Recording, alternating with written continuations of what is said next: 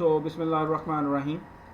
In my last class, we started to talk about the adjudicator, the judicial system proposed by the Constitution of 1973 in Pakistan. और इसमें अगर आप लोगों को कोई मसला है तो मुझे बताइएगा. मिड टर्म से रिलेटेड और असाइनमेंट और वगैरह चीज़ों से मैंने रिलेटेड कोई बात नहीं करनी है आपसे. So in my last class we started to talk about the background of the judicial traditions and system which evolved in subcontinent ultimately being taken by Pakistan. उन चीज़ों के बारे में बात की. Today we are going to talk about the judicial structure in 1973 Constitution.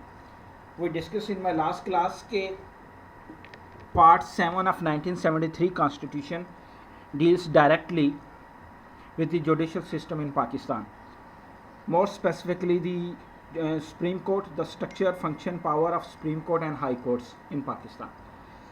So Part 7 is basically composed of 3 main chapters, and fourth chapter is related to the explanation and the provisions, general provisions of judicial system in Pakistan. Chapter 1 is basically related to the jurisdiction of court, and chapter 1 is basically composed of one article and one explanation of that article, Article 175 and Article 175A. Chapter 2, as we learned in my last class as well, is related to the Supreme Court's power, function, jurisdiction in Pakistan. And these power, function and jurisdiction are discussed in 1973, it's Article 176 to 191. Chapter 3 directly deal with the jurisdiction, power, functions and the appointment processes of the judges and Chief Justice of High Court, and these things are discussed in Article 100 from 192 to 203. And 203 article is for also extended in a way that there are further 13 subclasses of Article 203 that are related to the Federal Sharia Code, Article 203A to 203J. और इसके अंदर मैंने further बताया था कि article 1 is being excluded by the upcoming subsequent, जिसको कहते हैं amendments, and some of the classes they are further divided into many sub other classes. For instance article 203C is further divided article 203CA, B and C, D, D and GG etc. And the fourth chapter that is related to the general provision of the judicator, and all these things are discussed in chapter number 4. Chapter number 4 के अंदर ये चीज़ें discuss की गई हैं, and there are almost 9 articles which are directly related to the general provisions of the judicial system in Pakistan. अच्छा, ये तो सारा स्ट्रक्चर है that is basically being given by 1973 constitution. हर चीज़ इसके अंदर डिस्कस की गई है, लेकिन इसके अंदर एक और बड़ी इंपॉर्टेंट प्रोविज़न है. वो प्रोविज़न है that is related to the remuneration, pension processes, और वो शेड्यूल 5 के अंदर डिस्कस की गई हैं. यानी कि ये जो पार्ट 7 है ये कंप्रीहेंसिवली सारी चीज़ों को डिस्कस नहीं करता. इनकी कुछ चीज़ें further being explain in other schedules, जैसा कि शेड्यूल 5 है जिसमें चीफ जस्टिस की कितनी पे होनी चाहिए, पेंशन होनी चाहिए, कैसे पेंशन मिलनी चाहिए, मिनिमम पेंशन कितनी होनी चाहिए, मैक्सिमम पेंशन कितनी होनी चाहिए, वगैरह वगैरह. Chief justice of supreme court, जजेस of supreme court, chief justice of supreme court, जजेस ऑफ हाई कोर्ट वगैरह की बारों में रिलेटेड वो शेड्यूल 5 के अंदर है. अब आर्टिकल वाइज हम देखते हैं कि ये जो प्रोविजंस हैं, ये जो आर्टिकल्स हैं, ये क्या सजेस्ट करते हैं. अच्छा बेटा, मैंने आप लोगों को बताया अभी तक हमने पार्ट 1 से लेकर पार्ट 7 तक पहुँचे हैं. मोस्ट ऑफ दी क्लासेस आप लोगों की एंड हो रही हैं, लेकिन मैं कोशिश करूँगा कि आप लोगों की कोऑपरेशन से इन क्लासेस को थोड़ा एक्सटेंड करें ताकि हम जल्दी जल्दी ये आर्टिकल का जो 280 आर्टिकल्स हैं इनको हम डिस्कस कर लें, और इसमें मुझे आप लोगों की तावन की ज़रूरत होगी, और इसलिए प्लीज़ माइंड ना कीजिएगा. अच्छा, अब आगे चलते हैं. जैसा कि आर्टिकल 175 जो कि that is related to the jurisdiction of court, and article 175A, ये हमने लास्ट क्लास में भी डिस्कस किया था कि जो 21st अमेंडमेंट और जो अपकमिंग उसके बाद जिसने 21st अमेंडमेंट को रिस्टोर किया है वो इसको इम्यून कर देती हैं, और बाकी जो टेररिस्ट कोर्सेज हैं उसके ऊपर. लेकिन ये जुरिस्डिक्शन, ये जो आर्टिकल 175 है, ये general jurisdiction of the existing judicial system को डिक्लेयर करता है. वो ये इसके आगे फर्दर सब क्लासेस भी हैं, जैसे आर्टिकल 175 का सब क्लास ए, सब क्लास 1, 2, 3 हैं. सब क्लास जैसा कि ए जो 1 है that directly deal with the there shall be a supreme court of Pakistan. Supreme court होगा, a high court for each province, एक हाई कोर्ट होगी फॉर हर प्रोविंस के लिए. और any other court which are being established by the law, यानी कि act of parliament के तहत अगर, यानी कि सुप्रीम कोर्ट होगी पाकिस्तान में एक high court for each province and any other courts as may be establish by the law, यानी कि एक्ट ऑफ पार्लियामेंट अगर समझती है कोई कोर्ट, जैसे कि फेडरल शरिया कोर्ट बनाई गई है, इस तरह की अगर कोई समझते हैं कि गवर्नमेंट ऑफ पाकिस्तान समझती है कि जनरल कोर्ट्स की ये प्रोविजंस नहीं है, कोई और कोर्ट्स बनानी चाहिए, जैसा कि हमने मिलिट्री कोर्ट्स बनाई हैं, तो और भी हो सकती हैं जो, लेकिन अमूमन जो जुरिस्डिक्शन है वो सुप्रीम कोर्ट की और हाई कोर्ट की है। और फिर कोई अदर कोर्ट, सुप्रीम कोर्ट के अलावा कोई अदर कोर्ट जो है उसकी जुरिस्डिक्शन जनरल जुरिस्डिक्शन नहीं है। अच्छा, यहाँ पे एक जो बहुत इंपॉर्टेंट क्लास है, ये मैं इसके साथ इसका एक एक्सपीरियंस आपके साथ शेयर करता चलूँ। 93-94 के अंदर जब हम सिंध या पंजाब में सफ़र करते थे तो बड़ी बड़ी बसेस को ना रोड पे रोक लिया जाता था और लंबी लाइनें लग जाती थी। वो हम क्या देखते थे उसमें, वो ये देखते थे कि भाई जुडिशल मजिस्ट्रेट ने सड़क ब्लॉक की हुई है, वो हर गाड़ी में जाके चेक करता किसका डेक लगा हुआ है, किसका डेक नहीं लगा हुआ, किसके पर्दे सही हैं, किसके पर्दे सही नहीं हैं। और जो इसका क्या मतलब है, इसका मतलब है जो एग्जेक्टिव थी 93, 93, 4 वगैरह तक, जो एग्जेक्टिव थी वो जुडिशरी को यूज़ किया करती थी अपने एडमिनिस्ट्रेशन के लिए।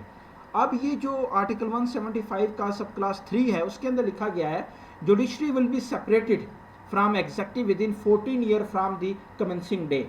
इसके 2-3 केसेस हुए हैं, बहुत इंपॉर्टेंट केसेस हुए हैं, जिन्होंने जुडिशरी को एग्जेक्टिव से अलहदा करने में बहुत अहम किरदार अदा किया। और फिर ये प्रैक्टिसेस बंद हो गई और ये जून जुलाई के महीने होते और रेगिस्तान के अंदर एक लंबी सड़क के ऊपर जुडिशल मजिस्ट्रेट खड़ा होता था और जनाब गाड़ियों की, सैकड़ों गाड़ियों की लाइनें लगी होती थी और वो एक एक गाड़ी को क्लियर करने में बड़ा टाइम लगाता था। और उस वक्त क्या होता था, जो एग्जेक्टिव थी पाकिस्तान की, जो एडमिनिस्ट्रेशन थी, वो जुडिशरी के जजेस को यूज़ करती थी फॉर एडमिनिस्ट्रेटिव पर्पसेस। हो अल्लाह अल्लाह करके ये काम ख़त्म हो और इसमें ये प्रोविज़न डालेगी आर्टिकल 175 के अंदर सब क्लास जो 3 है कि judiciary will be separated progressively from the adjective. और 93-96 के अंदर इसको फर्दर कुछ केसेस के अंदर बताएगा और अल्टीमेटली 14 ईयर्स के बाद ये जुडिशरी 90 से ऑनवर्ड ये हमेशा के लिए ख़त्म होगी। और बच्चों मेरी बात समझ आ रही है मैं क्या कह रहा हूँ आप लोगों को? कोई बात डिस्कस करना चाह रहे हैं, कोई चीज़ समझना चाह रहे हैं? ये जनरल प्रोविजंस के बारे में बात कर रहे हैं हम कि ये जैसा कि लास्ट क्लास में मैंने आप लोगों से डिस्कस किया था कि जुडिशरी की इंडिपेंडेंस से क्या मुराद है। एक इंडिपेंडेंस से मुराद ये है कि एग्जेक्टिव उसको इन्फ्लुएंस ना करे, दूसरा ये है कि एग्जेक्टिव उसके जो फाइनेंशियल मैटर्स हैं उसके अंदर इंटरवीन ना करे। और आर्टिकल 175 और उसके बाद के जो केसेस हैं उसमें सुप्रीम कोर्ट ने अल्टीमेटली स्ट्रेस करवाया कि ना तो हम एडमिनिस्ट्रेटिवली एग्जेक्टिव के अंडर हैं, ना ही financially we are bound to look towards the ministry of finance in order to get our bill being pass. ठीक है बच्चों, मेरी बात समझ आ रही है? इसमें ये क्या बात मैं बताना चाह रहा हूँ, इस प्रोविजन का ये मतलब है। जी बच्चों समझ आ रही है?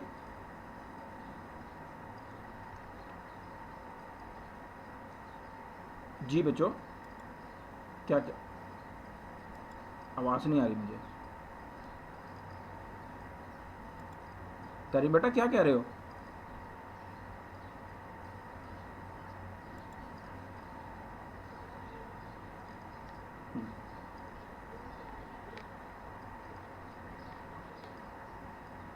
नहीं, वो मैंने ये कहा था कि जो एग्जेक्टिव थी वो एडमिनिस्ट्रेटिव पर्पसेस के लिए जुडिशरी को यूज़ करती थी कि भाई तुम भी हमारे साथ एडमिनिस्ट्रेशन में किरदार अदा करो।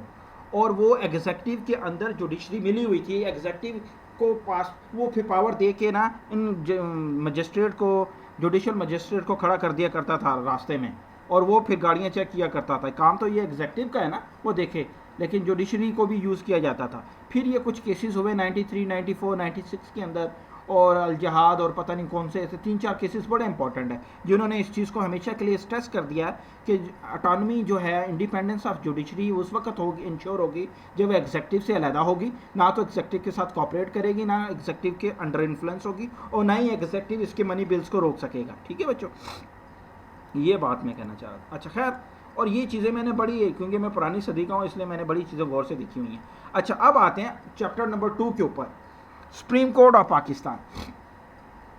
अच्छा, सुप्रीम कोर्ट ऑफ पाकिस्तान जो है ये बेसिक, ये जो सुप्रीम कोर्ट, ये आर्टिकल जैसा कि मैंने आपको बताया, आर्टिकल 176 से लेकर 191 तक ये डायरेक्टली डील करते हैं with this function, power, jurisdiction and the constitution of supreme court. Article 176 जो है ये directly deal with the constitution of supreme court. Constitution means composition of supreme court. हमारे मुल्क के अंदर सुप्रीम कोर्ट के टोटल 16 जजेस हैं सुप्रीम कोर्ट के, और एक चीफ जस्टिस है, तो टोटल टूल हो जाता है 18 जजेस इन सुप्रीम 17 जजेस इन सुप्रीम कोर्ट। तो सुप्रीम कोर्ट के जो एक चीफ जस्टिस होगा और उसके कुछ जजेस होंगे, और या इसको फिक्स कर सकती है, इसको इंक्रीज किया जा सकता है, डिक्रीज किया जाता है। Everything is written under article 176 के अंदर कि एक्ट ऑफ पार्लियामेंट जो है can decrease the number of जजेस, can increase the number of जजेस, और as may be fixed by the president. अब प्रेसिडेंट के पास कुछ डिस्क्रिशनरी पावर्स हैं पाकिस्तान के अंदर,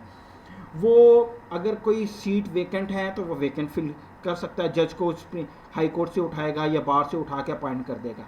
ये हमारे जो प्रेसिडेंट साहब है उसकी पावर है अंडर 1973 कॉन्स्टिट्यूशन। या अगर कोरम पूरा नहीं हो रहा, 2-3 छुट्टी पे चले गए, 2-3 बाहर चले गए, केसेस का पाइलअप हो गया, तो जो प्रेसिडेंट ऑफ पाकिस्तान है वो with the consultation of the prime minister वो सीटें एडहॉक बेसिस के ऊपर supreme chief justice of supreme court के मशवरे से चीज़ों को अपॉइंट कर सकता है। ये मैंने आपको बताना चाह रहा था, यानी कि नंबर इंक्रीज कर सकता है, डिक्रीज हो सकती है through the act of parliament, या may be fix by the president, ये नंबर है। लेकिन इस वक्त टोटल कितने हैं? 17 जजेस हैं, लेकिन टोटल 17 काम नहीं करे, एक सीट अभी भी खाली है।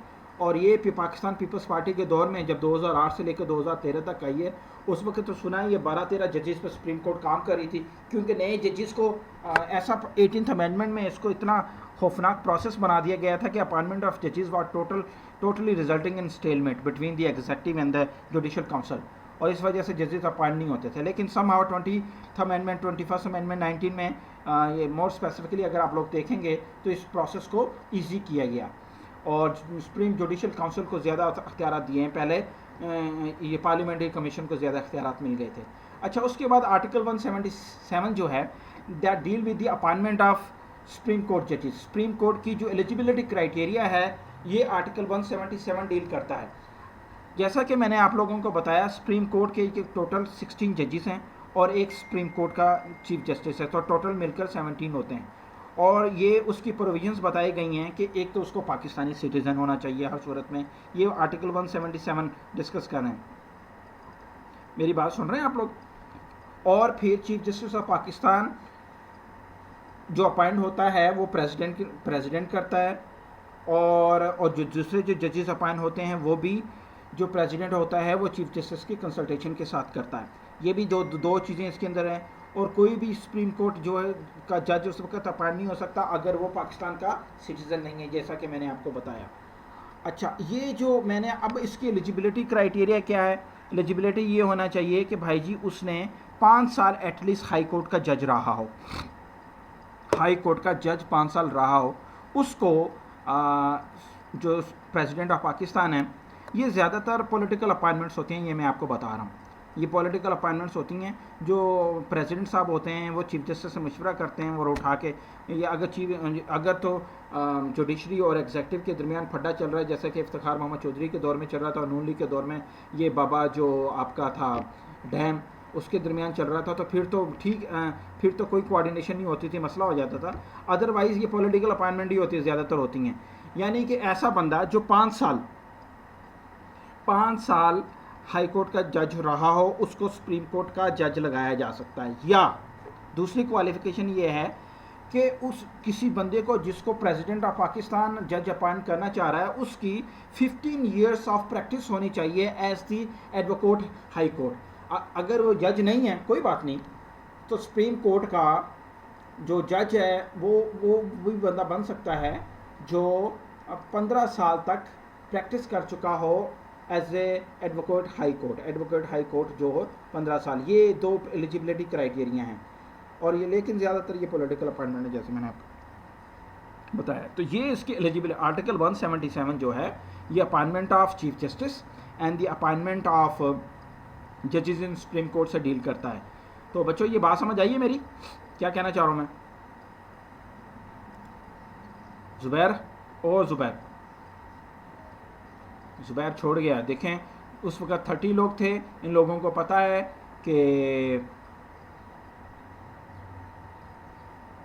लेकिन ये 23 बंदे रह गए इंक्लूडिंग मी, 22 रह गए, बल्कि उस वक़्त 30 थे। ये लोग हैं, ये अंदाज़ा करें। इनको मैं देखूंगा ना, ज़रा मिड टर्म हो लेने दो, फिर मैं इनको टाइट करूँगा ज़रा, फिर पूछूंगा बेटा लेक्चर सुनना अच्छी बात होती है कि नहीं होती। हाँ मड़ा, अब 22 लोग रह गए,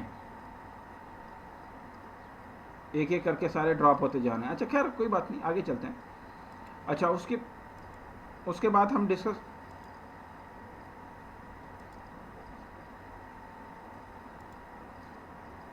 अच्छा चलो आगे चलते हैं।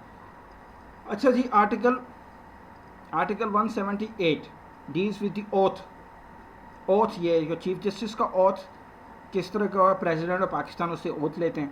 President of Pakistan before entering upon of the chief justice of Pakistan shell make before the president oath लेगा। जी बेटा, कोई सवाल आ रहा है? हेलो, अच्छा नहीं आ रहा, चलो आगे चलते हैं। उसके बाद फिर रिटायरमेंट एज है जनाब। चीफ जो सुप्रीम कोर्ट के जो जज हैं उसकी जो रिटायरमेंट एज वो आर्टिकल 179 डील करता है, और वो बताता है कि 65 ईयर्स एज होनी चाहिए इसकी, 65 ईयर्स। उसको रिटायर कैसे किया जाए, इसका 2-3 तरीके हैं उसको रिटायर करने। या तो 65 ईयर्स एज होने के बाद ऑटोमेटिकली रिटायर हो जाए, या वो खुद रिज़ाइन कर दे किसी वजह से, या उसको according to the process and method be written under the constitution of 1973 उसको रिमूव किया जाए। और वो जुडिशल काउंसिल मिसकंडक्ट की वजह से जुडिशल काउंसिल और या रेफरेंस आता है, आपको पता है, प्रेसिडेंट की तरफ से। आजकल आपको पता है काजी ईसा जो कोयटा से हैं, उनके ऊपर बड़ा केस चल रहा है, और आज या कल में उसकी हियरिंग भी है। तो वो प्रेसिडेंट साहब ने रेफरेंस दायर किया काजी ईसा के ख़िलाफ़, प्रेसिडेंट साहब ने, पाकिस्तान के अलवी साहब ने, और फिर ये जो केस चल रहा है, तो इस तरीके से उसको रिमूव किया जा सकता है। अच्छा, 2-3 प्रोविजंस हैं छोटी छोटी जो बड़ी इंपॉर्टेंट हैं कि एक्टिंग चीफ जस्टिस। हेलो, कोई बात करना चाह रहे हैं बच्चे? जी जी,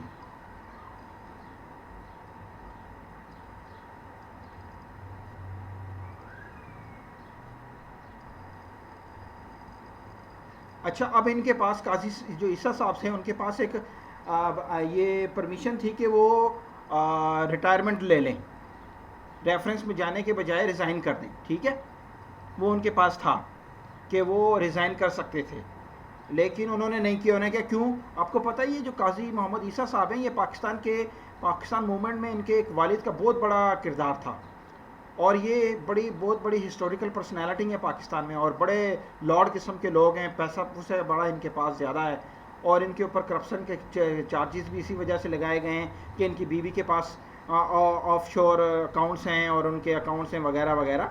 तो ये सारी चीज़ें उसके अंदर हैं। तो उनको रेफरेंस दायर करने के बाद इनके पास था चांस कि वो रिज़ाइन कर लेते, रिटायरमेंट ले लेते। असल में ये पॉलिटिकल डिसीजन है, मैं पर्सनली समझता हूँ, क्योंकि काजी मोहम्मद ईसा साहब जो हैं, ये पाकिस्तान के जो सुप्रीम कोर्ट के जज हैं, ये बड़े दबंग किस्म के और बड़े स्ट्रेट फॉरवर्ड किस्म के जज हैं, और ये पॉलिटिकल बार्गेनिंग में नहीं आते, ना ही रिकनसाइल करते हैं, क्योंकि इनका किरदार बड़ा साफ़ है और ना ही इनको कोई ब्लैकमेल कर सकता है। तो ये केस की मेरिट के ऊपर पॉलिटिकल प्रोविजंस में आए बगैर डिसीजन देते हैं। तो इस वजह से कहा यह जाता है कि ये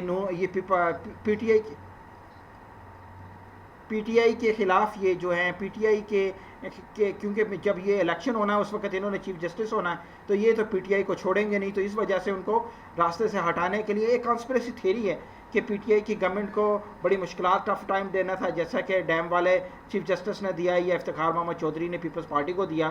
तो पीटीआई को जनाब काजी ईसा साहब देंगे तो इनको रास्ते से हटाया जाए, ताकि बड़े अच्छे चीफ जस्टिस आ जाएँ और वो इनके साथ टफ टाइम ना दें। तो कहते हैं इसके अंदर बदनीयत है, कॉन्स्पिरेसी थ्योरी है। I don't believe on these things, क्या हैं कि नहीं है, लेकिन इस तरह की बातें चल रही हैं। चौहान, मेरी बात समझ आइए? अच्छा, अब आगे चलते हैं। एक्टिंग चीफ जस्टिस भी हो सकता है। फॉर इंस्टेंस आपका चीफ जस्टिस साहब बाहर चले गए कोई कॉन्फ्रेंस अटेंड करने में, ये बीमार पड़ गए, अपनी सर्विसेज को नहीं परफॉर्म कर सकते, या किसी और वजह से अपने ऑफिस ज्वाइन नहीं कर सकते, तो आर्टिकल 180 एक्टिंग चीफ जस्टिस जो है, एक्टिंग चीफ जस्टिस, उसके ज़रिए इसको फिल किया जा सकता है। और वो जो मोस्ट सीनियर जज जो होता है सुप्रीम कोर्ट का, वो एक्टिंग चीफ जस्टिस बनता है आर्टिकल 180 के तहत। आर्टिकल 181 के तहत एक्टिंग जजेस जो हैं, अब ये भी जैसा कि मैंने, अगर सुप्रीम कोर्ट का चीफ जस्टिस है वो सीट पे नहीं है और वो कहीं बाहर चला गया है तो मोस्ट सीनियर चीफ जस्टिस होता है, जो जज होता है सुप्रीम कोर्ट का, उसको लगाया जाता है। तो एक्टिंग इसी तरीके से, अगर कोरम इनकम्प्लीट है, यानी कि अगर 16 जजेस हैं और वो कोर्स जो केसेस का पाइलअप लग गया है और उसको हियरिंग करने में चीज़ों की रिक्वायर है, तो फिर एक्टिंग जजेस भी लगाए जा सकते हैं कि जज साहब जो हैं आर्टिकल 177 के तहत हाई कोर्ट का जज भी लगाया जा सकता है, या जो प्रेसिडेंट साहब जो हैं वो अपनी मर्ज़ी से एक हाई कोर्ट का जो जज है उसको वहाँ पे लगा सकते हैं हाई कोर्ट के। ये प्रेसिडेंट का प्रेरोगेटिव है, प्रेसिडेंट साहब की डिस्क्रिप्शन है कि वो अगर एक्टिंग कोई जज की सीट खाली है और अपॉइंटमेंट नहीं हो सकी तो जज ऑफ सुप्रीम कोर्ट की एब्सेंस के अंदर जो हाई कोर्ट के जज को भी प्रेसिडेंट साहब अपनी डिस्क्रिप्शन से अपॉइंट कर सकते हैं आर्टिकल 181 के तहत। अब आर्टिकल 182 के तहत अपॉइंटमेंट ऑफ द एडहॉक जजेस। अच्छा, ये चीज़ बड़ी देखने में आई कि जब 18th अमेंडमेंट के बाद जजेस अपॉइंटमेंट का प्रोसेस बहुत मुश्किल हो गया और पीपल्स पार्टी नहीं चाह रही थी कि और जजेस आएँ और केसेस इनके खिलाफ सुने जाएं, तो उस वक़्त क्या चल रहा था? उस वक़्त जनाब चीफ जस्टिस इफ्तिखार मोहम्मद चौधरी ने आर्टिकल 182 ऑफ 1973 कॉन्स्टिट्यूशन के तहत एडहॉक जजेस अपॉइंट कर दिए, एडहॉक जजेस लगाए। और एडहॉक जजेस की भी फिर क्वालिफिकेशंस हैं, कौन कौन से हो सकते हैं कि एक तो वो हो सकता है प्रेसिडेंट साहब की अप्रूवल के बाद, या नहीं तो वो अपने डिस्क्रिप्शन को इस्तेमाल करते हुए जुडिशरी के कोर्ट से कि उसका जो, अगर वो बंदा रिटायर हो गया तो उसको 3 साल से रिटायर नहीं होने चाहिए। एक अगर हाई कोर्ट का जज है कोर्ट का, वो रिटायर हो गया और उसको 3 साल नहीं हुए तो उसको उठा के लगाया जा सकता है। और या हाई कोर्ट का जो जज साहब हैं जो रिटायर हुए हैं तो उसको लगाया जा सकता है। जैसा कि आप लोगों ने देखा होगा 2012 और 2013 के अंदर क्या हुआ था कि जस्टिस रमदे हाई कोर्ट के थे, जस्टिस रमदे वो रिटायर हुए हैं और इफ्तिखार मोहम्मद चौधरी ने जस्टिस रमदे को उठाकर वहाँ पे लगा दिया था एडहॉक जज के तौर पे। और उनका ये प्रोविज़न ये थी इस आर्टिकल के तहत कि पायलअप बहुत ज़्यादा हो गया है और कोरम पूरा नहीं होता और केसेस 10,000 से बढ़ गए हैं और हमें जजेस लगाने, और जजेस की अपॉइंटमेंट स्टेलमेंट की पोजीशन में बनी हुई है, तो वी नीड जजेस। तो उन्होंने इस्तेमाल करते हुए chief justice of high court से मांगते हुए उन्होंने बंदे जज ऑफ सुप्रीम कोर्ट अपॉइंट कर दिए विद अप्रूवल ऑफ प्रेसिडेंट। और प्रेसिडेंट साहब की अप्रूवल भी नहीं हो रही थी तो उन्होंने फिर एग्जेक्टिव के इख्तियारात को यूज़ किया था और जिसके तहत उन्होंने बंदों को अपॉइंट किया था। ये बड़ी ज़बरदस्त प्रोविजन है आर्टिकल 190, ये पढ़ने के काबिल, आगे डिस्कस करेंगे हम। अच्छा, seat of supreme court article 183 के तहत बताया गया है कि ये सिर्फ इस्लामाबाद में होगी। और या चीफ जस्टिस साहब जो आप लोगों ने देखा होगा बास का चीफ जस्टिस ऑफ पाकिस्तान है वो सिंध में जाते हैं और सुप्रीम कोर्ट की जो रजिस्ट्री है वहाँ पे केसेस सुनते हैं।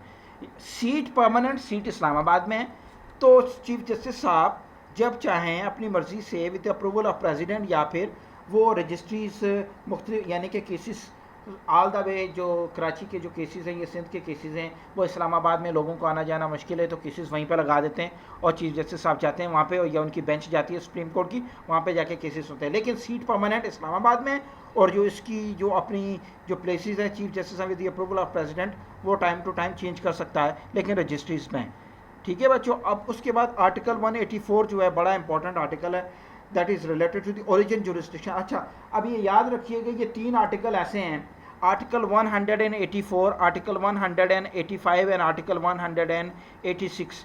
इसकी वजह से लोग कहते हैं कि सुप्रीम कोर्ट जो है, सुप्रीम कोर्ट, उसके पावर्स पाकिस्तानी कॉन्स्टिट्यूशन ने बहुत ज़्यादा बढ़ा दी हैं। अब ज़रा गौर से सुनिएगा कौन से। Article 184 original jurisdiction of supreme court है। ये ओरिजिनल जुरिस्डिक्शन क्या है? ओरिजिनल जुरिस्डिक्शन का मतलब है कि ये सिर्फ और सिर्फ जुरिस्डिक्शन सुप्रीम कोर्ट की है और किसी की नहीं है, किसी लोअर कोर्ट की नहीं है, इससे ऊपर किसी कोर्ट की नहीं है, सिर्फ सुप्रीम कोर्ट की है आर्टिकल 184 के तहत। इसके मुताबिक क्या है? इसके मुताबिक ये है कि 2 या 2 से ज़्यादा गवर्नमेंट्स के दरमियान जो भी डिस्प्यूट होगा वो सुप्रीम कोर्ट हल करेगी। अब ये 2 या 2 से ज़्यादा गवर्नमेंट्स के मुराद सेंट्रल गवर्नमेंट और प्रोविंशियल गवर्नमेंट को लिया जाता है।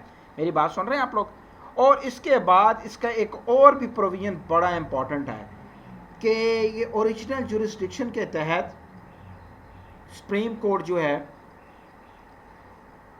डिक्लेरेटरी जजमेंट अनाउंस कर सकती है।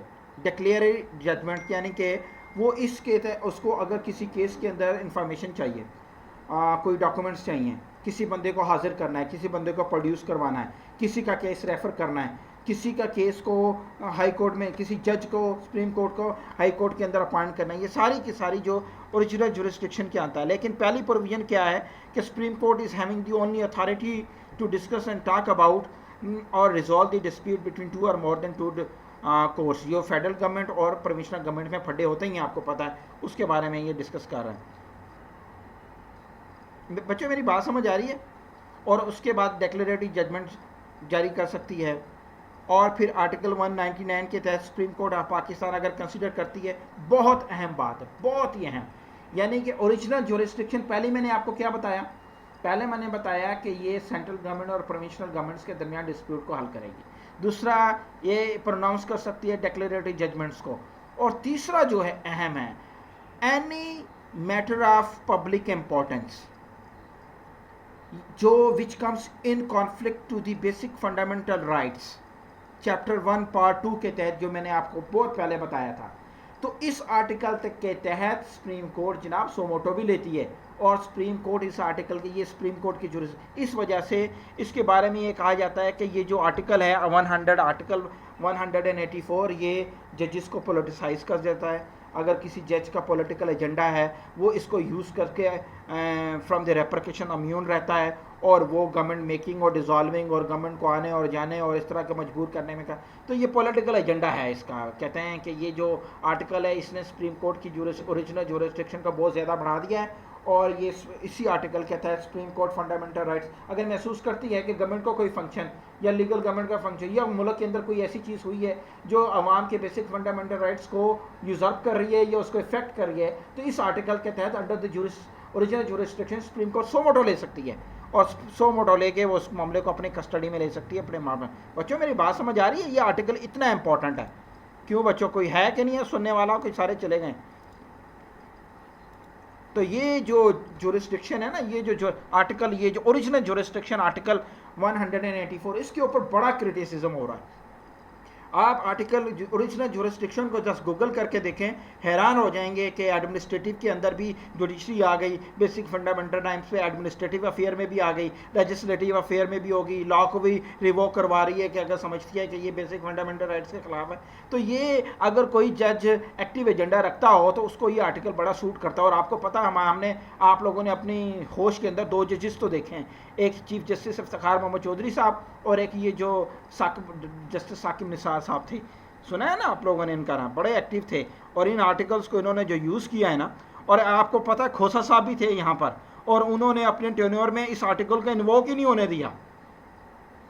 तो कुछ जजेस देख लें किस तरीके से यूज़ करते हैं, कुछ जजेस इनको इन्वोक ही नहीं करते, यूज़ ही नहीं करते। और बच्चों मेरी बात समझ आ रही है? अच्छा जी, उसके बाद मैं, जैसा कि कॉन्स्टिट्यूशन पाकिस्तान का सुप्रीम कोर्ट को 3 किस्म की जुरिस्डिक्शन देता है। एक ओरिजिनल जुरिस्डिक्शन आर्टिकल 184, और एक होता है appellate jurisdiction of supreme court article 185, और एक जैसा मैंने बताया था एक और बड़ा इंपॉर्टेंट आर्टिकल है आर्टिकल 186, जो कि एडवाइजरी जुरिस्डिक्शन देता है सुप्रीम कोर्ट को। एपलेट से क्या मुराद है? यानी कि ये सुप्रीम कोर्ट की जुरिस्डिक्शन है कि कोई भी ऐसी वो कोई भी ऐसा केस हेयर कर सकती है या डिटरमिन कर सकती है अपील कि कोई लोअर कोर्ट्स ने जजमेंट दी हैं, डिक्रीज जारी की हैं, फॉरेन ऑर्डर जारी किए या सेंटेंसेस जारी किए हैं, उसके ऊपर अपील होनी है। एपलेट, जैसा कि as the name is suggesting, appealing jurisdiction supreme court के अंदर जाएगा, और फिर ये अल्टीमेट आर्बिटर है, इसका decision all in all consider किया होगा। आप लोगों ने देखा होगा लोअर कोर्ट्स के अंदर केसेस होते हैं, उसके ऊपर अपील हो जाती है हाई कोर्ट में होते हैं, उसकी अपील हो जाती है सुप्रीम कोर्ट में, लेकिन सुप्रीम कोर्ट के ऊपर कोई अपील नहीं है। हाँ, चीफ जस्टिस और पाकिस्तान के प्रेसिडेंट की है, लेकिन वो लाजमी नहीं है कि उसकी सुने ना सुने, रिबट, वो उसको डिस्क्रिशन है, सुने ना सुने, रिजेक्ट कर दे। लेकिन सुप्रीम कोर्ट के अंदर ये जुरिस्डिक्शन है उसकी एपलेट, कि वो जितने भी लोअर कोर्ट से केसेस आते हैं उसके ऊपर अपील सकती है, ये इसी के पास है। और हाई कोर्ट के डिसीजंस को और इस तरह के सारे, इसकी बहुत सारी प्रोविजन है। क्लास 1 के तहत ABCDEF, और फिर क्लास 2 है, क्लास 3 है। बड़ी ये लीगल जो स्टूडेंट्स हैं वो बड़ा गौर से इसको पढ़ सकते हैं, देख सकते हैं, क्योंकि इसके अंदर जो लैंग्वेज बड़ी लीगल लिखी गई है। लेकिन मैं पॉलिटिकल साइंस के स्टूडेंट उनके नाते आप लोगों को बता रहा हूँ कि ये सुप्रीम कोर्ट की है कि वो लोअर कोर्ट की केसेस के ऊपर उसके केसेस को जो भी डिसीजन होते हैं उनको रिजेक्ट कर सकती है, डिग्रीज को ओवररूल कर सकती है, जजमेंट को बाईपास कर सकती है, फाइनल ऑर्डर्स को या सेंटेंसेस को वगैरह। अब आता है एडवाइजरी। एडवाइजरी जुरिस्डिक्शन आर्टिकल 186 के तहत है। ये एडवाइजरी क्या है कि अगर गवर्नमेंट ऑफ पाकिस्तान बिलीव करती है, प्रेसिडेंट ऑफ पाकिस्तान बिलीव करती है कि they are facing matter of public importance, बहुत इंपॉर्टेंट है, नेशनल इंपॉर्टेंस रखता है और पब्लिक इंपॉर्टेंस का है, तो वो और उनको समझ में नहीं आ रहा, उनकी जो लीगल टीम है वो कोई नतीजा नहीं निकाल पा रही, इसको कैसे डील करें, तो फिर सुप्रीम कोर्ट कहता है जो प्रेसिडेंट साहब हैं वो प्रेसिडेंट जो हैं वो सुप्रीम कोर्ट से डील करेंगे और supreme court under the article 186 के तहत एडवाइजरी ओपिनियन देगी। और ऐसा बहुत कम देखा गया है वैसे हमने, लेकिन खैर ये सुप्रीम कोर्ट की अथॉरिटी है कि वो एडवाइजरी ओपिनियन भी दे सकती है। और बच्चों मेरी बात समझ आई है कि नहीं आई, मैंने क्या बोला अभी तक? हेलो, क्या समझ आई है बताओ, कौन बोला है अभी ज़रा मुझे? पलवशा बोली है?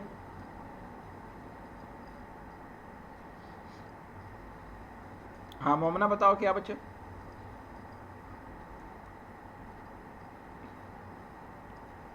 Article 184, article 185, article 186। अच्छा चलो ठीक है, खैर somehow you people are getting.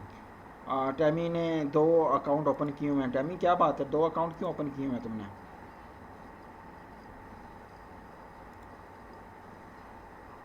अच्छा अच्छा अच्छा, गुड हो गया। अच्छा, आर्टिकल 186 ए। अब देखा, कभी आपने सुना है कि जनाब जो सुप्रीम कोर्ट है कि वो समझता है कि जो in the interest of the justice वो किसी केस को किसी हाई कोर्ट में मुलतवी कर दे। यानी सुप्रीम कोर्ट के अंदर एक केस चल रहा है और सुप्रीम कोर्ट समझती है कि ये केस जो है ये हाई कोर्ट को भेज दिया जाता है और हाई कोर्ट उसके ऊपर डिसीजन ले।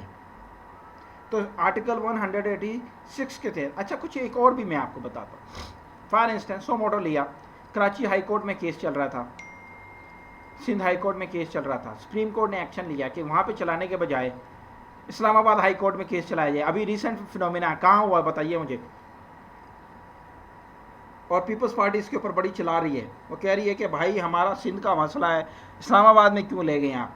ये जो ओमनी शोमनी के केसेस जो नहीं चल रहे, इसके अंदर आर्टिकल 186 ए के तहत सुप्रीम कोर्ट अगर कंसीडर करती है कि ये पब्लिक इंटरेस्ट में है, तो कोई भी जो केस है, वो अपील है जो प्रोसीडिंग की है, जो पेंडिंग है हाई कोर्ट के सामने, तो वो एक हाई कोर्ट से दूसरी हाई कोर्ट के ऊपर भी मुलतवी कर सकती है अगर वो समझती है कि इसको जस्टिस प्रोवाइड किया जा सकता है।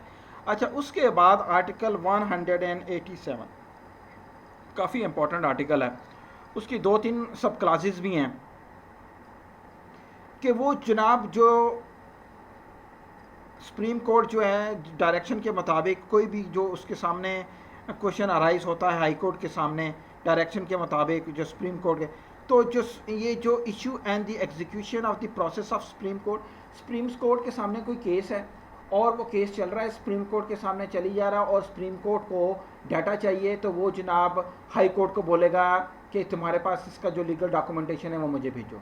वो जनाब सिंध की होम मिनिस्ट्री को बोलेगा मुझे ये बंदा चाहिए, प्रोड्यूस करके दो। वो जनाब कहेगा मुझे इसके बारे में ये इन्वेस्टिगेशन टीम में बना रहा हूँ। तो सुप्रीम कोर्ट के पास आर्टिकल 187 के पास फुल अथॉरिटी है कि वो अपने जस्टिस लोगों को जस्टिस प्रोवाइड करने के लिए आर्टिकल 175 की जुरिस्डिक्शन के तहत वो जहाँ पूरे पाकिस्तान के अंदर जो सी भी मशीनरी को इस्तेमाल करना चाहे कर सकता है, जो से भी एस्टेब्लिशमेंट एग्जीक्यूटिव को से चाहता है वो रिक्वायर करे वो कर सकता है, अपने पैनल बनाता है, हाई कोर्ट से डाटा ले सकता है, किसी बंदे को प्रोड्यूस करवाना है वो करवा सकती है। तो ये आर्टिकल 187 के तहत है।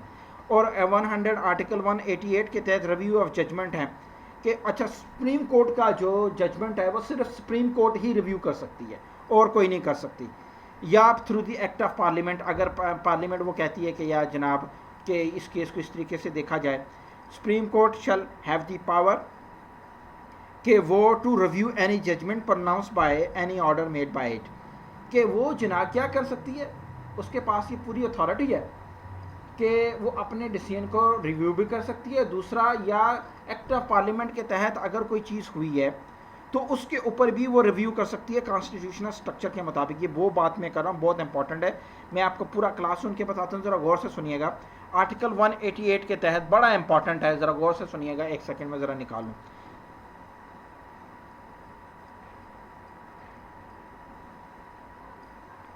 हाँ जी, the supreme court shall have power subject to the provision of any act of Majlis Shura Parliament and of any rules made by Supreme Court to review any judgment pronounced or any order made by it।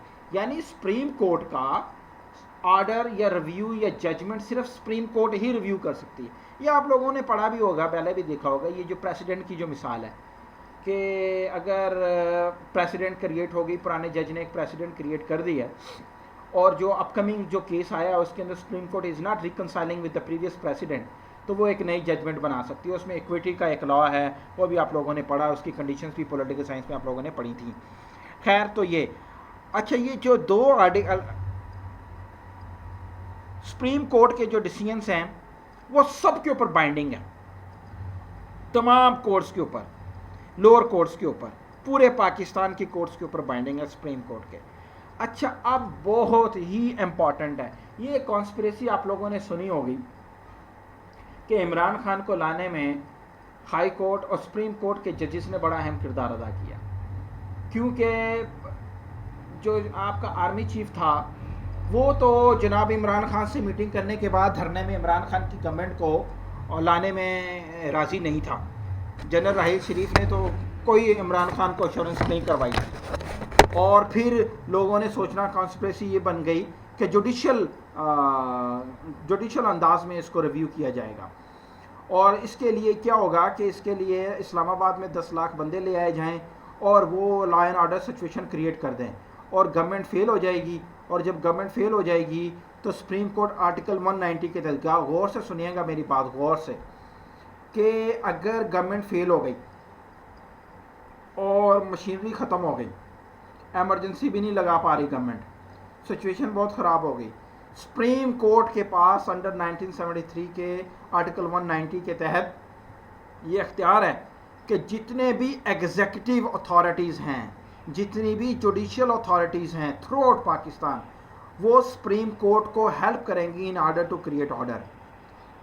Action in aid of supreme court इसको कहते हैं, action in aid of supreme court. Supreme court अपने किसी decision को implement करने के लिए executive को ऑर्डर दे सकती है। एग्जीक्यूटिव सुनते हैं आपको, गवर्नमेंट है, गवर्नमेंट और जुडिशियल अथॉरिटीज़ को थ्रू आउट पाकिस्तान। तो ये कहते हैं, मैं आपको एक बात, ये बड़ी मशहूर बात है, इसको लोग ये कहते हैं कि अगर मुल्क में गवर्नमेंट फेल हो जाए और एजेंसियाँ लॉ एंड ऑर्डर क्रिएट करने में नाकाम हो जाएं, तो उस वक्त सुप्रीम कोर्ट के पास कॉन्स्टिट्यूशन के आर्टिकल 190 के तहत ये अथॉरिटी है कि वो एग्जीक्यूटिव लॉ इन्फोर्समेंट एजेंसीज को भी ऑर्डर दे सकती हैं कि वो मुल्क में मार्शल लॉ लगा दें या मुल्क का टेक ओवर कर लें। मेरी बात सुन रहे हैं बच्चों? है ये इस आर्टिकल की इतनी अहम प्रोविज़न है, ये आर्टिकल इतना अहम है, आर्टिकल 190। जितना एग्जीक्यूटिव अथॉरिटीज़ हैं, अब इसमें लॉ इन्फोर्समेंट एजेंसी सारी आती हैं। इसकी दोनों आस्पेक्ट हैं कि वो अपने किसी डिसीजन को इम्प्लीमेंट करने के लिए उनको ऑर्डर दे सकती हैं। सो मच सो कि आपके जो आईजी साहब होते हैं प्रोविंस लेवल के, डीआईजीज जो होते हैं, और जो होम सेक्रेटरी, इवन आपके जो मिनिस्टर्स होते हैं, वो सारे बुलाती है सुप्रीम को, बुलाओ ना ज़रा इनको, इधर आओ, प्राइम मिनिस्टर को बुलाओ, ऐसी की तहसीन की क्या कर रहे हैं ये, क्या आर्टिकल 190 के तहत they are bound to follow it, और ये कर सकते हैं। और इसकी पॉजिटिविटी भी ये है कि ये जनाब किसी न किसी तरीके से ये मदद दे सकती है मुल्क के अंदर, और सुप्रीम कोर्ट लास्ट सोल्यूशन है in order to create order in the country, वो कर सकती है। बच्चों मेरी बात समझ आ रही है? रूल्स एंड प्रोसीजर्स क्या हैं जी? आर्टिकल 190 के तहत रूल्स एंड प्रोसीजर ये हैं कि सुप्रीम कोर्ट अपने इन हाउस को ऑर्डर, इनके अपने हाउस के मामलात को रेगुलेट करने के लिए अपने रूल्स एंड रेगुलेशंस बना सकती है। ये ऐसा नहीं है कि गवर्नमेंट के रूल्स एंड रेगुलेशन उसको फॉलो करने हैं। Subject to the constitution law, supreme court can make its own regulation and practices procedure of the court. ये अच्छा जी, ये थे सुप्रीम कोर्ट से रिलेटेड। अब मैं आप लोगों का अगर इस पर रिव्यू ले पाऊँ, बेटा आप लोगों ने क्या पढ़ा, क्या समझ आया, आप लोगों को कौन सी चीज़ मुश्किल लगी और कौन सी चीज़ आसान लगी, प्लीज़ लेट मी नो।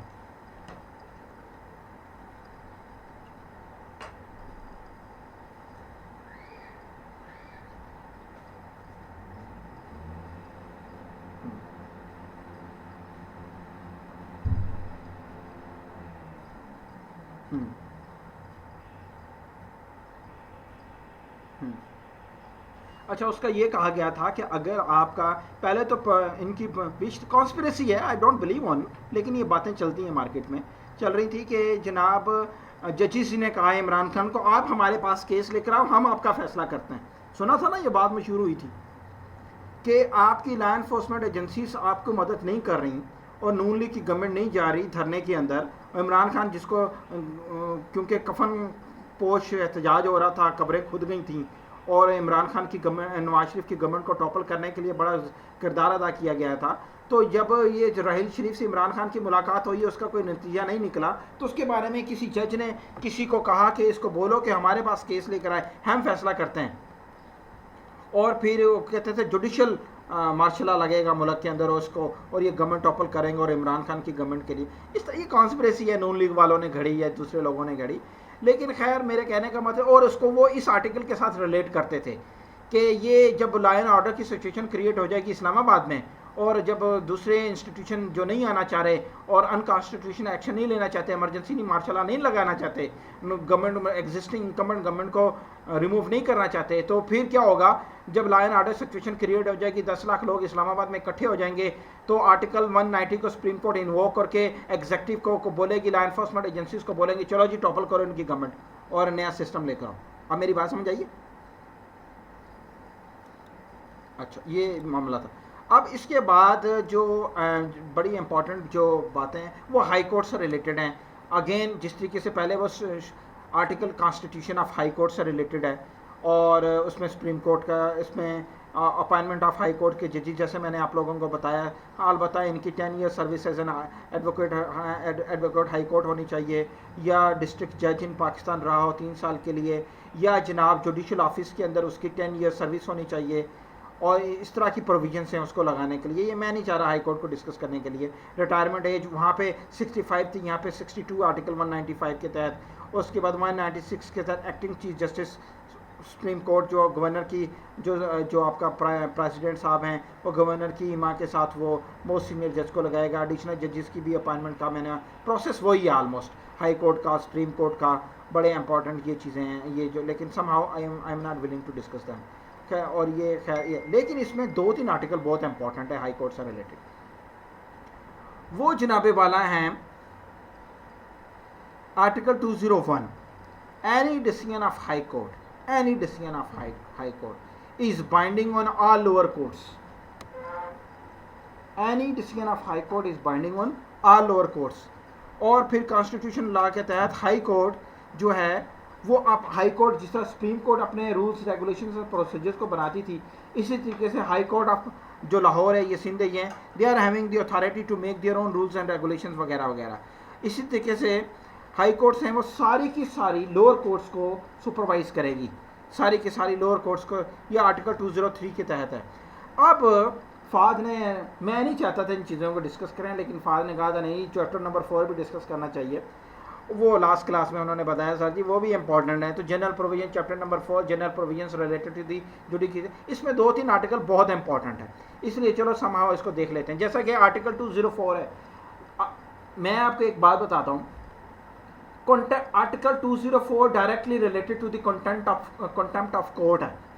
और कंटेम्प्ट ऑफ कोर्ट के अंदर अगर एक बंदे ने तौहीन अदालत की है, तौहीन अदालत, अब वो 3-4 तरीके हैं उसके, कि वो जनाब इंटरफियर करता है, वो जनाब कोर्ट को स्कैंडलाइज करता है कि ये जनाब बिकी हुई है, या वो जनाब कहता है कि उसके ऊपर अपनी जजमेंट देता है ये केस ऐसा होना चाहिए, इन्फ्लुएंस होने की कोशिश करता है, या कोई ऐसी चीज़ जो लॉ के मुताबिक नहीं है और कोर्ट के कॉन्टेम्प्ट में आती है।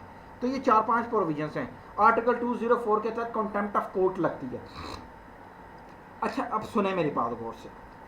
पाकिस्तान के अंदर ऐसी ऐसी मिसालें हुई हैं कि जब भी कॉन्टेम्प्ट ऑफ कोर्ट होती थी तो क्या होता था, होता ये था कि वो जो बंदा कॉन्टेम्प्ट करता था वो जाके गैर मशरूत माफ़ी मांग लेता, कहता मुझे माफ़ कर दो।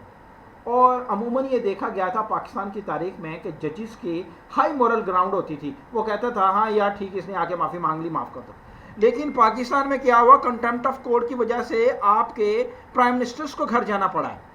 गिलानी साहब के इशू में देखें आप, और बाद वाले जो प्राइम मिनिस्टर्स को देखें, कंटेम्प्ट ऑफ कोर्ट लगी, आपके मिनिस्टर्स को रिजाइन करना पड़ा।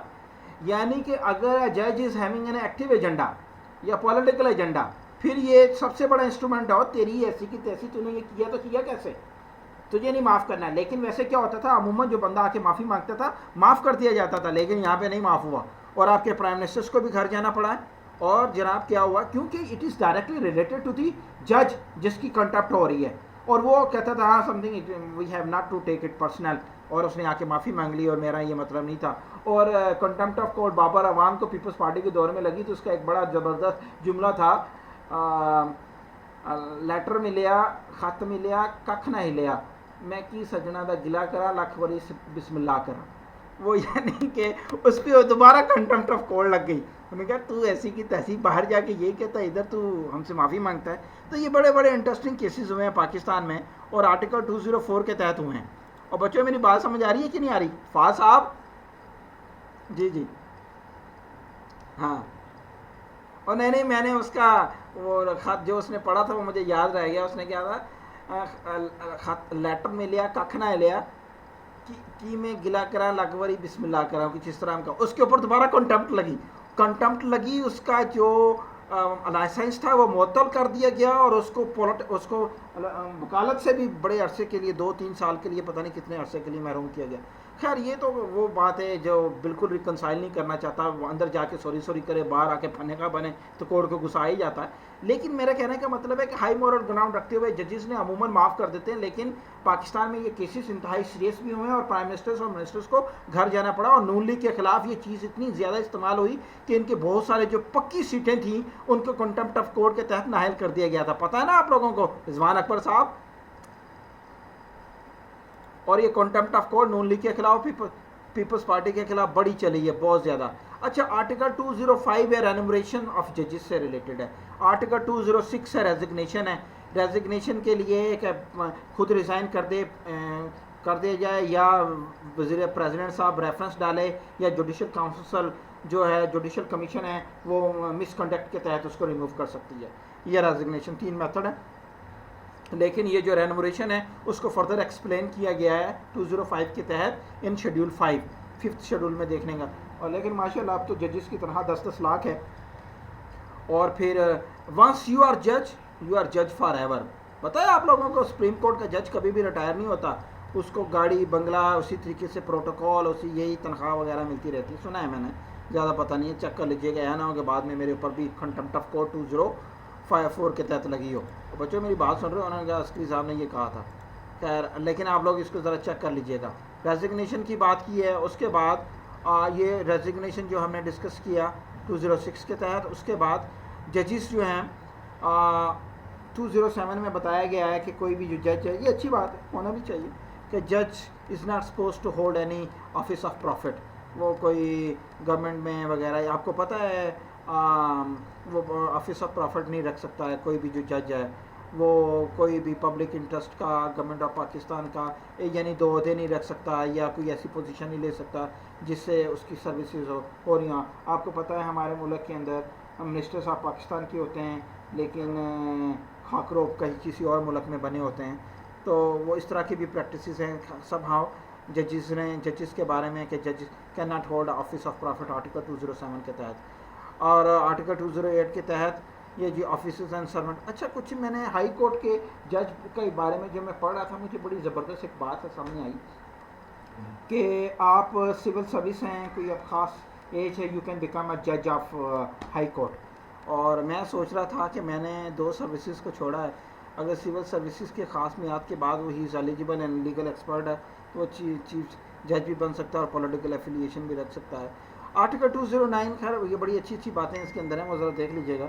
अच्छा, खैर आर्टिकल जो है 209 directly deal with the supreme judicial council, उसकी कंपोजिशन के बारे में डिस्कस किया गया। बहुत इंपॉर्टेंट आर्टिकल है, याद रखिएगा ये, कि वो ये कह रहा है, ये दूसरा आर्टिकल है जो बहुत ही इंपॉर्टेंट है 209 के अंदर। वो क्या कहता है कि एक चीफ जस्टिस का मेंबर होगा, 2 मोस्ट सीनियर जजेस ऑफ सुप्रीम कोर्ट इसके मेंबर होंगे, 2 most senior chief justice of high court इसके मेंबर होंगे।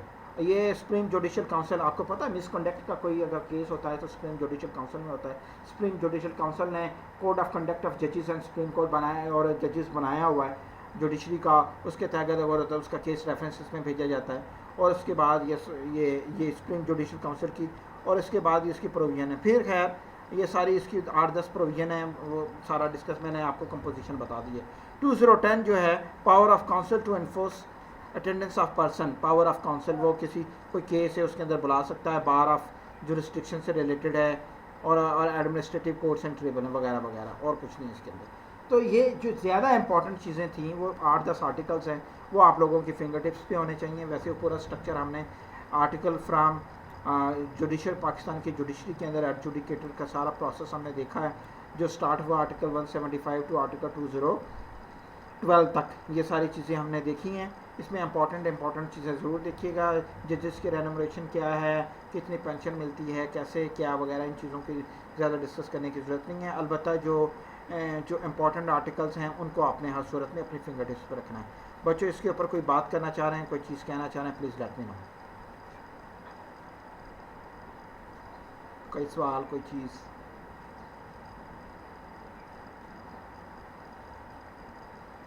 ओके, गुड, हो गया।